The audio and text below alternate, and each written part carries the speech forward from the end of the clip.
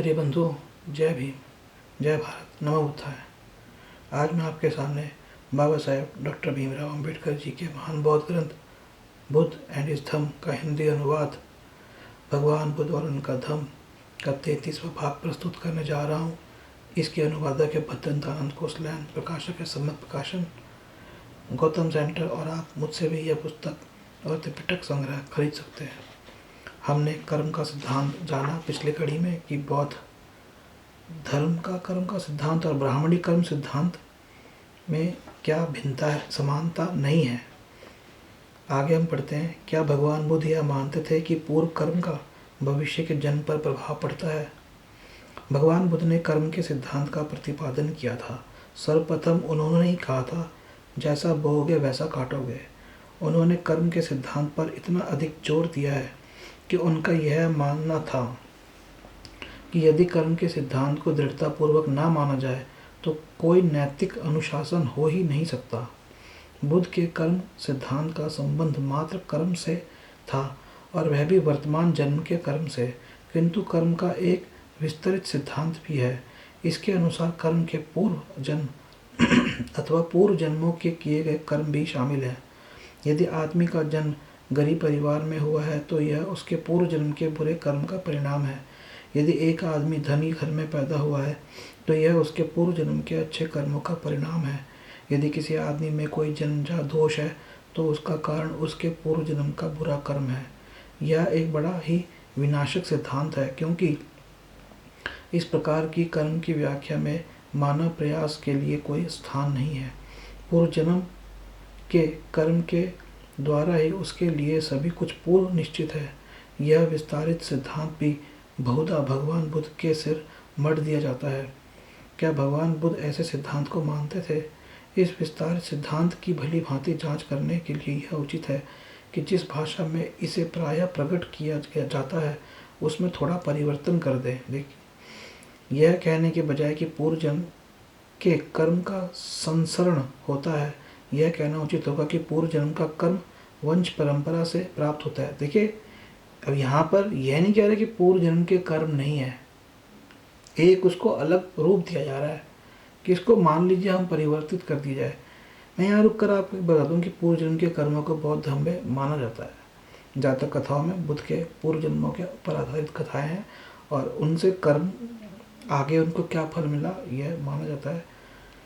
हाँ, यह जरूर है कि यह मैं आपको अपने अनुभव से बता रहा हूँ कि कर्म, इस जन्म के कर्म का आप पर डायरेक्ट इफेक्ट, सीधा इफेक्ट पड़ता है। पूर्व जन्म का होता है नहीं होता है आपको मैं भी नहीं कह सकता, पर हाँ यह जरूर कह सकता हूँ कि इस जन्म के कर्म का तो इफेक्ट पड़ता है। सुनते हैं कि क्या पढ़ रहे हैं। यह भाषा परिवर्तन हमारे द्वारा वंश परंपरा के कानून के अनुसार इसकी परीक्षा करने में सहायक होता है। ऐसा करने से न तो इस सिद्धांत को कोई हानि पहुंचती है और न इसके कानूनी अर्थ में अथवा न ही इसके वास्तविक अर्थ में कोई अंतर आता है। इस कथन से ऐसे दो प्रश्नों का पूछा जाना संभव हो जाता है जो कदाचित अन्यथा नहीं पूछे जा सकते थे और जिनका उत्तर दिए बिना बात स्पष्ट नहीं होती। पहला प्रश्न है, पूर्व जन्म का कर्म वंशानुगत क्रम से, देखिए कर्म और क्रम ये दो शब्द हैं। पूर्व जन्म का कर्म वंशानुगत क्रम से कैसे प्राप्त होता है, उसकी क्या विधि है?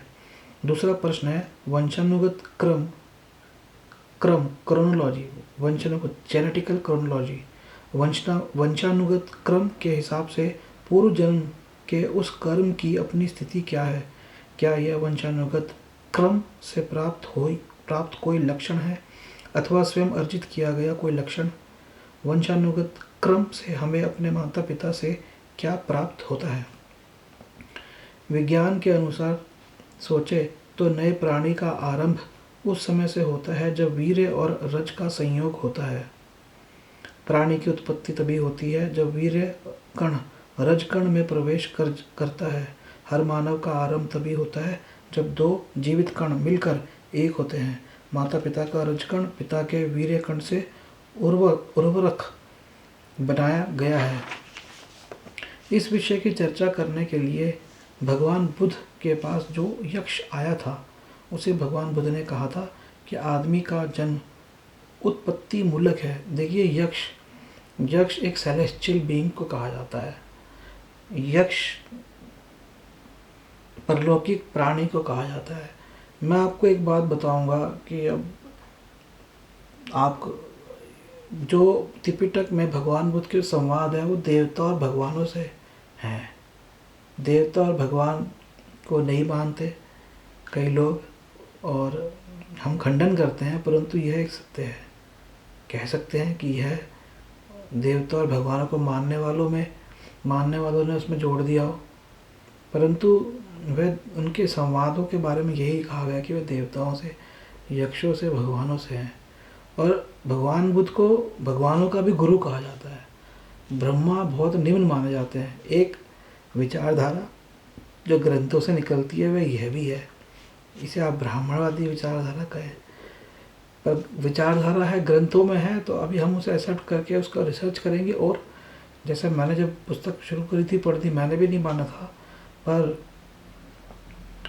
मैं मान नहीं रहा हूँ, परंतु सिर्फ उसे रख रहा हूँ। लेकिन हाँ, यह ध्यान रखिए कि परलौकिक प्राणियों का बौद्ध धर्म, जैसे धम्म का जो इसमें सिद्धांत बताया, उसे सामाजिक सिद्धांत बताया है, उसमें परलौकिक प्राणियों का कोई सिद्धांत नहीं है। परंतु और रिसर्च में जाएंगे अगर बौद्ध धर्म की, तो धर्म के कई मत यह भी कहते हैं कि जब हम अच्छे कर्म करते हैं तो परलौकिक प्राणी हमारी मदद भी करते हैं। ये एक धर्म के सिद्धांत है, अलग अलग जगह है, लेकिन इसको आप रिसर्च के और अनुभव पे ध्यान रखिए। अभी तक भी ऐसा कुछ नज़र नहीं आया जैसे हम कहें कि ये परलौकिक प्राणी है या है। आगे हम पढ़ते हैं। उस समय भगवान बुद्ध राजगृह में पर्वत पर ठहरे हुए थे, जिसे गृधकूट कहा जाता है। तब भगवान बुद्ध के पास एक यक्ष आया और उसने उन्हें इस प्रकार संबोधित किया, आपका कहना है कि रूप जीवित आत्मा नहीं है, तो आत्मा सशरीर कैसे होती है? जीव को हड्डियों और आंतों का यह ढेर कैसे प्राप्त होता है? माता के गर्भ में जीव किस प्रकार लटकता रहता है? तथागत ने इसका उत्तर इस प्रकार दिया, सर्वप्रथम कलल पैदा होता है, तब अर्बुद होता है, तब पेशी होती है, तब धन होता है, और धन में ही बल और नाखून आदि उत्पन्न होते हैं, और माँ जो कुछ भी खाना पीना खाती है उससे बालक माँ के गर्भ में बढ़ता है। हिंदू सिद्धांत इससे सर्वथा भिन्न है। इसका कहना है कि शरीर तो उत्पत्ति मूलक है अथवा माता पिता से प्राप्त है, किंतु आत्मा नहीं। यह शरीर में बाहर से प्रवेश करती है। कहाँ से? यह बात इस सिद्धांत में स्पष्ट नहीं की गई है। दूसरा प्रश्न है, पूर्व जन्म के उस कर्म की अपनी स्थिति क्या है? क्या यह वंशानुगत क्रम से प्राप्त कोई लक्षण है अथवा स्वयं अर्जित किया हुआ कोई लक्षण है? जब तक इस प्रश्न का उत्तर न मिले तब तक वंशानुक्रम के वैज्ञानिक सिद्धांत के अनुसार इसका परीक्षण नहीं हो सकता। लेकिन यदि मान भी लिया जाए कि इस प्रश्न का एक या दूसरी तरह उत्तर संभव है, तो भी विज्ञान की सहायता से यह जान पाना कैसे संभव है कि बुद्धि संगत अथवा मूर्ख संगत सिद्धांत है, अथवा बुद्धि संगत अथवा मूर्खतापूर्ण सिद्धांत है। विज्ञान के अनुसार बालक वंश परंपरा से अपने माता पिता के गुण प्राप्त करता है। हिंदू कर्म सिद्धांत के अनुसार एक बालक अपने माता पिता से शरीर के अतिरिक्त और कुछ नहीं प्राप्त करता। हिंदू कर्म सिद्धांत के अनुसार बालक का पूर्व कर्म ही उसका उत्तराधिकार है, और वह उसे अपने द्वारा अपने लिए ही स्वयं प्राप्त करता है। माता पिता उस बालक को कुछ नहीं देते, बालक ही सब कुछ साथ लेकर आता है। इस तरह का सिद्धांत असंगति से कुछ कम नहीं है। ये कहना चाह रहे हैं कि अगर शरीर कुछ नहीं है, अगर हिंदू ब्राह्मण धर्म का सिद्धांत मान ले कि शरीर कुछ नहीं है, तो क्या इसका कोई फर्क नहीं पड़ता कि माँ बाप ने जो किया, जो खिला रहे पिला रहे हो, अगर शरीर कुछ नहीं हो, आत्मा ही सब कुछ हो? इस तरह का सिद्धांत असंगति से कुछ कम नहीं है। जैसा कि पहले बताया गया है, भगवान बुद्ध इस प्रकार की असंगति में विश्वास नहीं करते थे। इसकी चर्चा चलने पर कि क्या आदमी अपने भले बुरे कर्मों के परिणाम से मुक्त हो जाता है, थेर नागसेन ने राजा मिलिंद को इस प्रकार उत्तर दिया था। इसके लिए आप मिलिंद प्रश्न पढ़िए। हाँ, यदि पुनरुक्ति पुनरुत्पत्ति। हाँ यदि पुनरुत्पत्ति ना हो, और यदि हो तो नहीं मुक्त होता। राजा मिलिंद ने कहा, मुझे एक उदाहरण दे। देखिए इनका, हाँ यदि पुनरुत्पत्ति ना हो और यदि हो तो नहीं मुक्त होता। राजा मान लो कि एक आदमी किसी के आम चुराए तो क्या वह चोर दंड का अधिकारी होगा? हाँ होगा। लेकिन जो आम के बीज उसने जमीन में बोए थे वे तो उसने चुराए नहीं, तब उसे दंड क्यों मिलना चाहिए? क्योंकि उसने जो आम चुराए वह उसी का परिणाम थे जो बोए गए थे। ठीक इसी प्रकार है राजन, यह नाम रूप कर्म करता है, भले या बुरे, और उस कर्म से दूसरा नाम रूप जन्म ग्रहण करता है, इसलिए वह अपने कर्म के फल से मुक्त नहीं होता। भंते, बिल्कुल ठीक। तब फिर राजा मिलिंद ने पूछा, भंते, जब एक नाम रूप से कर्म किए जाते हैं तो उस कर्मों का क्या होता है? राजन, वे कर्म सभी साथ छोड़ने वाली छाया की तरह पीछा करते रहेंगे। क्या कोई उन कर्मों के बारे में बता सकता है कि ये कर्म यहाँ है अथवा वहाँ है? नहीं। मुझे एक उपमा दे। तो हे राजन, तुम क्या सोचते हो कि क्या कोई किसी वृक्ष के उन फलों को दिखा सकता है और यह बता सकता है कि ये यहाँ है अथवा वहाँ है? निश्चय से नहीं।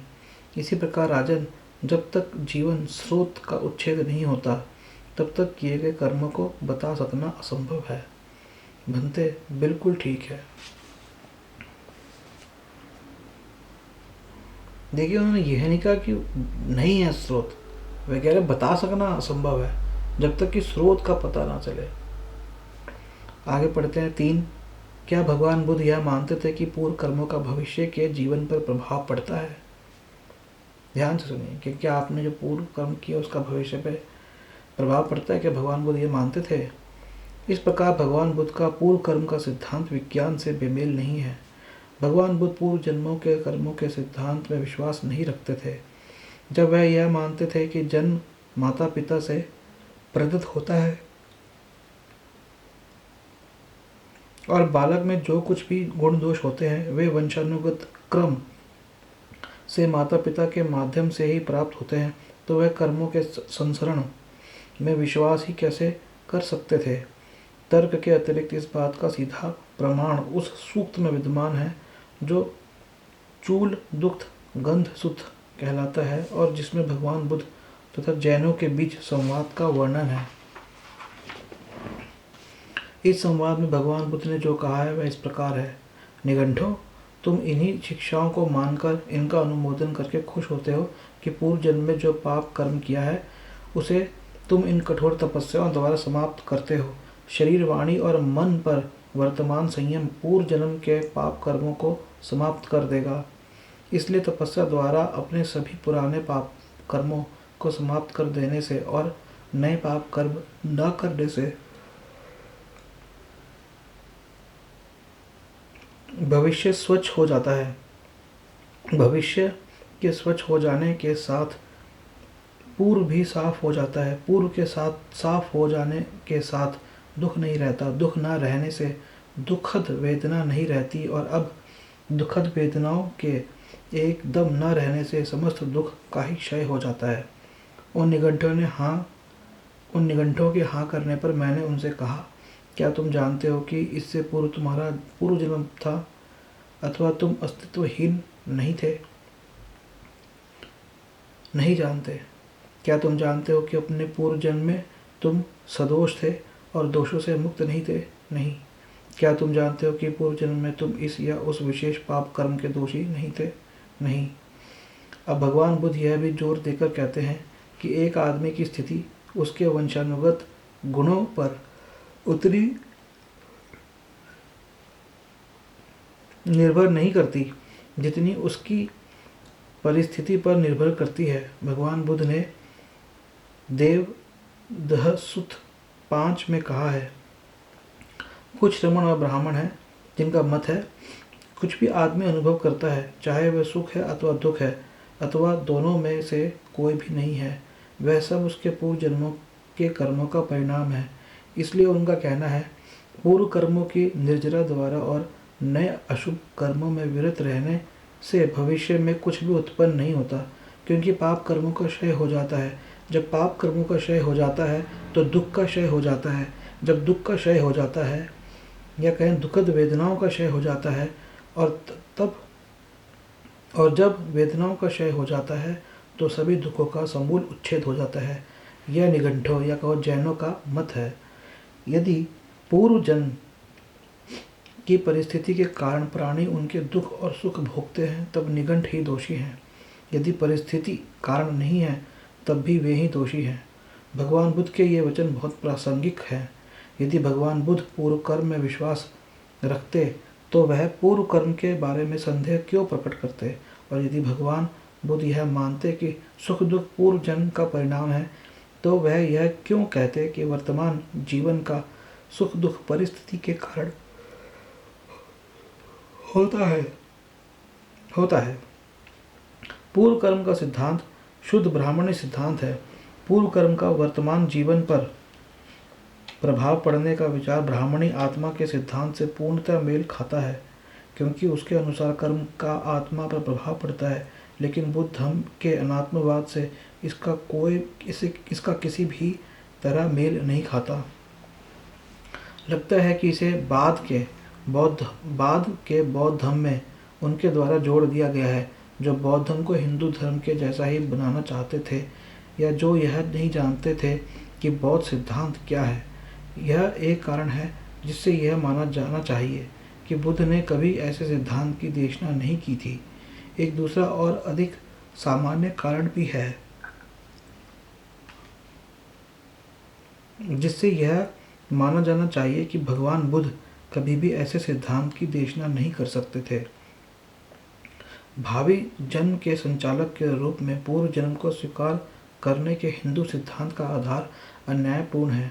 इस प्रकार के सिद्धांत का आविष्कार करने का आखिर क्या प्रयोजन रहा होगा?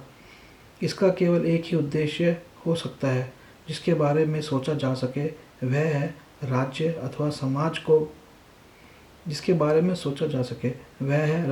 समाज को गरीबों और पददलितों की दशा के प्रति जिम्मेदारी से सर्वथा मुक्त कर दिया जाना।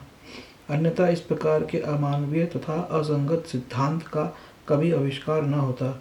यह कल्पना कर पाना संभव है कि महाकारुणिक कहे जाने वाले बुद्ध ने कभी इस प्रकार के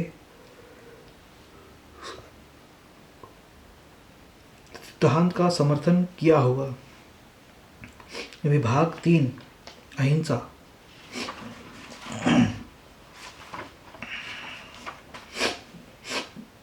अहिंसा के विभिन्न अर्थ जिनमें इसकी व्याख्या की गई और इसे व्यवहार में लाया गया।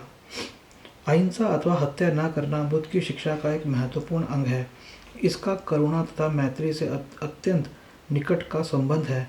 फिर भी प्रश्न उठता है कि क्या भगवान बुद्ध की अहिंसा बाध्यता में निर्बाध थी या केवल प्रासंगिक थी? क्या वह केवल एक सिद्धांत मात्र थी अथवा एक नियम थी? जो लोग भगवान बुद्ध के उपदेशों को स्वीकार करते हैं, वे अहिंसा को नैतिक बाध्यता में निर्बाध बंधन के रूप में स्वीकार करने में कठिनाई अनुभव करते हैं।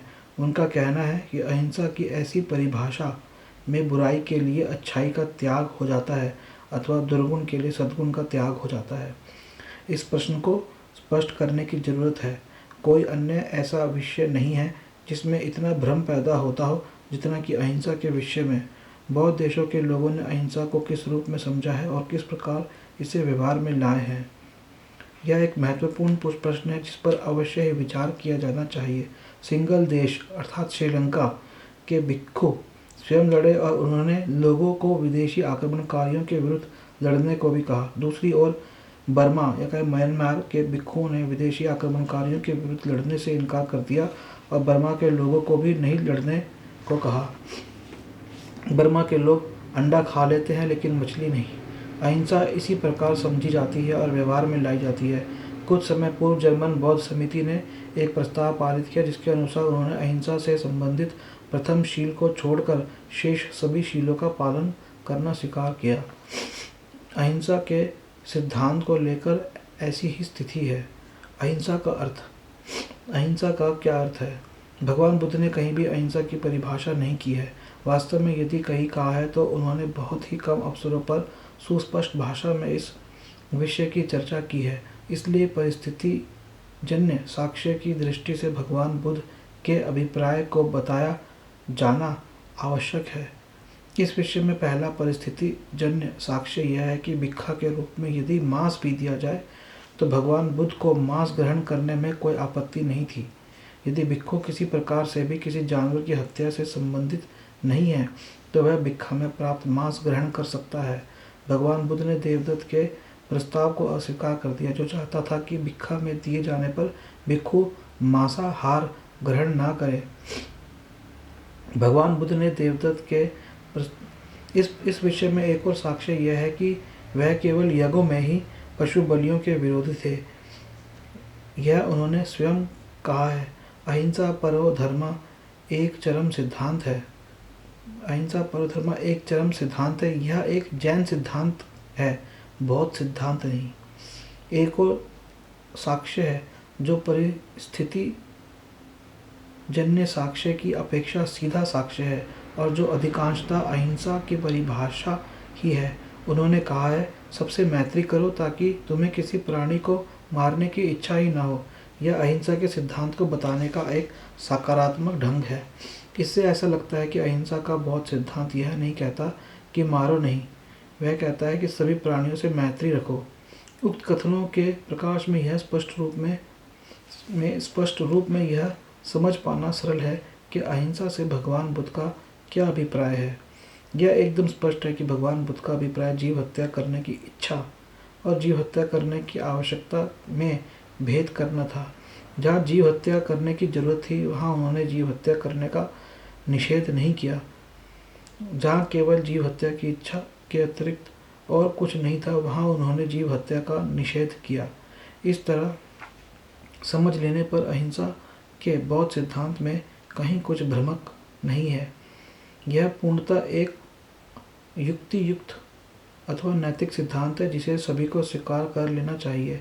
इसमें कोई संदेह नहीं कि उन्होंने इस बात का निर्णय व्यक्ति पर ही छोड़ दिया है कि जीव हत्या की आवश्यकता है या नहीं। व्यक्ति के अतिरिक्त और किस पर यह निर्णय छोड़ा जा सकता था? आदमी के पास प्रज्ञा है और उसे इसका उपयोग करना चाहिए। एक नैतिक आदमी पर यह भरोसा किया जा सकता है कि वह सही विभाजक रेखा खींच सकेगा। ब्राह्मणी धर्म में जीव हिंसा करने की इच्छा है। जैन धर्म में जीव हिंसा कभी भी न करने की इच्छा है। भगवान बुद्ध का सिद्धांत उनके मध्यम मार्ग के अनुरूप है। इसी बात को दूसरे शब्दों में कहा जाए तो भगवान बुद्ध ने शील और नियम में भेद किया है। उन्होंने अहिंसा को नियम नहीं बनाया। प्रिंसिपल और रूल, शील के लिए कहा है प्रिंसिपल और नियम माने रूल, सिद्धांत, नियम माने नियम, रूल। उन्होंने अहिंसा को नियम नहीं बनाया, उन्होंने इसे एक सिद्धांत अथवा जीवन का एक पथ माना है। इसमें कोई संदेह नहीं कि ऐसा करके भगवान बुद्ध ने अत्यंत प्रज्ञा सम्मत बात की है। एक शील आपको कार्य करने के लिए स्वतंत्र छोड़ता है, एक नियम स्वतंत्र नहीं छोड़ता। या तो आप नियम को तोड़ते हैं या नियम आपको तोड़ता है। विभाग 4, संसरण। भगवान बुद्ध ने पूर्व जन्मों की देशना की है, किंतु भगवान बुद्ध ने यह भी कहा है कि संसरण या कहें आवागमन नहीं है।